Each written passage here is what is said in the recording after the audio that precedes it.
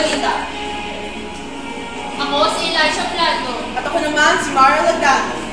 Sa ulo ng mga nagpapagong balita. Rico Puno, nagbitiw sa pwesto. Attorney Lenny Robredo, posible nga bang maging isa sa mga presiding judges ng RTC ng Naga City? Estudyante sa Davao City, sinapian. Isang lalaki itinumba dahil sa droga. Babae, binoga sa mukha. Japet Aguilar, hinangaan ng head coach ng NBA DD.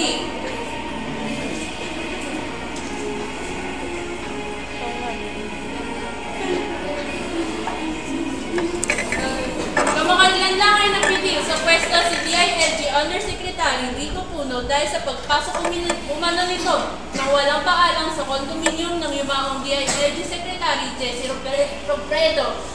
Narito si Jasper Marquez para sa karagdagang tula. Jasper? Nagsalita na si dating Interior and Local Government Undersecretary Rico Puno kaugnay sa mga kontrobersiyang iniuugnay sa kanya. Kabilang dito ang pagpunta niya sa condominium unit ng namayapang si DILG Secretary Jessie Robredo at ang umano'y overpriced ng mga baril na bibilin para sa mga pulis.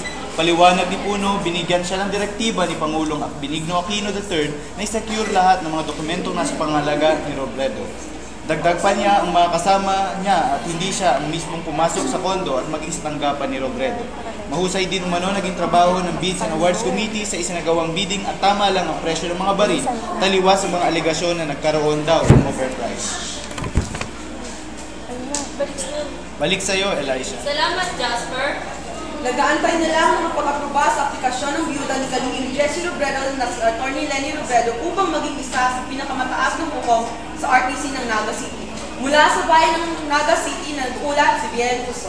Tama ngayon nabanggit, Mara. Nakapinpin na ngayon sa nakatataas na hukuman ng Naga City ang aplikasyon ni Attorney Lenny Robredo bilang isa sa mga presiding judges ng Regional Trial Court dito. Matagal na nagpipisil si Dina Robredo na sumunod sa yapak na kanya yung mga asawa na si dating Kalihim Jessie Robredo ng DILG. Ngunit imbis na tumakbo sa Senado ay dito na lamang sa RTC ng Naga City, sumubok na kanya kapalaran ang byuda ni Secretary Robredo kung saan nagamit niya ang kanyang mga naging kasanayan sa loob ng ilang taon niya bilang abogado. Ayon sa kanya ay matagal na rin niyang inaasar ang posisyon ito at kahit pa nung nabubuhay pa ang kanyang mister ay suportado siya nito sa kanyang mga adlikal. At iyan na nga ang pinakasariwang balita mula dito sa Kapitolyo ng Naga City. Mara? Salamat, Bien.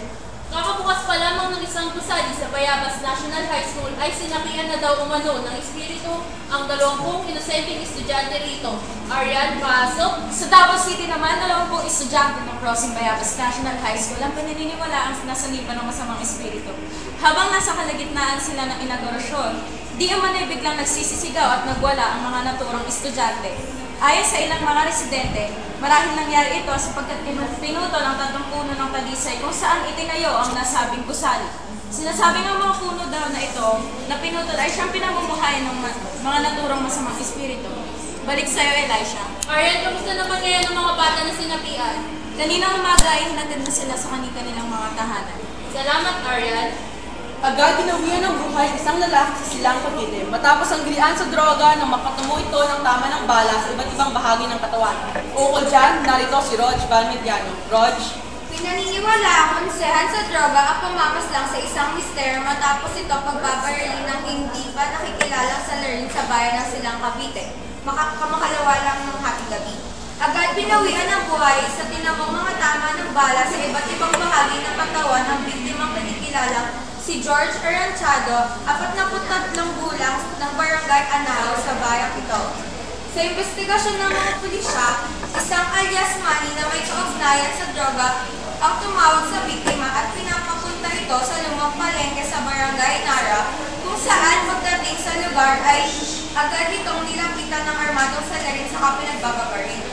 Na-recover na sa pinangyarihan ng krimen ang mga basyo ng iba't ibang kaliber ng baril at sa isang pakete na may ilong mga shabu patuloy sa investigasyon ng mga pulisya sa motibo ng krimen. Balik sa iyo, Mara. Salamat, Rog.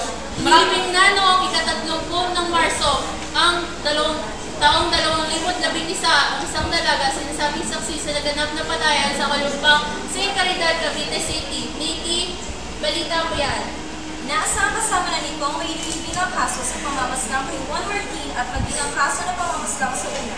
Ayon sa ulat ng pulisya, Elisha, nagganap ang pangamasang kay Michelle Young Santiago na magbut siyang dalaga, may isang anak at residente ng 537 Lacasain Street, Caridad, Cavite City. Daka alas 2 ng umaga sa Barangay 30, Kanumpang Street na nasabing Luzon. Ayon sa ulat ni PO1 Nick Pagbaran, isang hindi pa nakikilala sa laring ang pumaslang sa biktima sa pamamagitan ng pagbalindiko ng hindi pa malamang kalibre ng baril na tumama sa mukha ng biktima. Agad namang isugod sa Bautista Hospital ng biktima, subalit agad din itong pinawian ng buhay makalipas ang ilang minuto. Ito po si Nika Tumines para sa 4 oras. Marami pa kaming balita kaya manatiling nakatutok at magbabalik ang 4 oras, ulat na tapat galing sa pangkat 4. Uy girls, 6 o'clock na! Alam mo na! TGIF! That's funny! Ayon sa isang pag-aaral mula sa Espanya, inirerekomenda ng mga eskola sa pag-aaral na ito ang pag-inom ng 3 basong inumin ng alkohol para sa mga kababaihan. Natunayan ng pag-aaral na ito na nababawasan ng pagkakaroon ng arthritis o rayuma para sa mga kababaihan na nakaiinom o lantad sa anumang alkohol. Isang paalala, hindi hihigit sa 3 baso ang inirerekomenda. Anumang labis ay nakasasama. Babala, labis na pag-inom ay nakasasama para sa kalusugan. Moderate drinking. Nagbabalik ang 4 oras. Dumako na tayo sa balitang pampalakasan upang ihatid ang mga nagbabagong balita. Narito si Shen Villanueva. Shen? Salamat, Mara. Matapos ang pagbabasa sa ikalawang round ng tryout sa NBA Unit, ay ipakita ng paghangang head coach sa dating PBA top pick na si Japet Aguilar. Para ihatid sa atin ang balitang ito, narito si Mariela Zoldivar. Mariela? Tama ka dyan, Chen. Pasok sa second round ng tryouts dati PBA topic Japet Aguilar matapos sibukin ang kanyang swerte sa makapaglaro sa NBA Development League. Si Aguilar ay nag-try out sa Bakersfield Jam, isang minor league, nakaanib ng NBA teams na Atlanta Hawks, Los Angeles Clippers, Phoenix Suns at Toronto Raptors. Agad naman pinuri ni Jam head coach Will Ward ang performance ni Aguilar at nakita na ganito ng potensyal. Ihahayag ng Bakersfield Jam ang kanilang lineup sa malagitnaan ng buwan ng Oktubre at ito malalaman kung kasama ang pangalan ni Jam. Balik sa'yo, Chen. At yan ang balitang pampalakasan sa araw na ito. Ako po si Chen Villanueva para sa 4 oras. Balik sa inyo, Mara at Elisha. Salamat, Chen. At dyan na nagtatapos ang ating programa. Para sa iba pang balita ay maaari ding mag-logon sa www.4oras.com. Kami ang inyong mga tagapag-atid ng ulat ng tapat. Muli ako si Mara Lagan. At ako po si Elisha Blando. Hanggang sa muli, ugaliing makinig sa 4 oras dahil napapagod din na tagapagbalita.